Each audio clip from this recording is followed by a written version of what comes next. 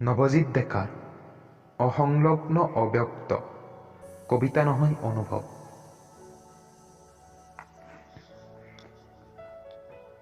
সন্ধিয়া কেৰিয়াৰ গঢ়াৰ সমদলত পিষ্ট হৈ বুকুৰ সেউজীয়া শব্দবোৰে মৰ্মান্তিক আৰ্তনাদ কৰে। আমিবোৰ আহিনৰ শেৱালিৰ সুবাস লৈ ডাঙৰ হোৱা পথিক। আবেলি আবেলি ঘৰমুৱা বলদহালৰ খোজৰ বালিত সপোনবোৰে উমলা দেখ।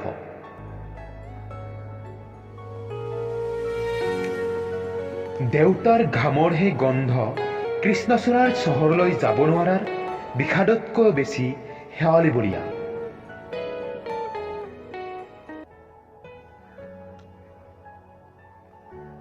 কঁকালৰ বিষটোৰ কাৰণে কাটি হৈ গোহাঁইৰ থাপনাত মূৰ দোৱাই থকা মাক দেখিলেহে বুজ সমতল পৃথিৱীখনক মানুহে কিমান আশাৰে গোলাকাৰ বুলি কয়। আৰু প্ৰেম, তাৰ মাজতেই তুমি মোৰ বাবে এছাতি উশাহ, এখুট সেউজীয়াৰ চিয়াহী অথবা জীয়াই থকাৰ বিলাসিতা।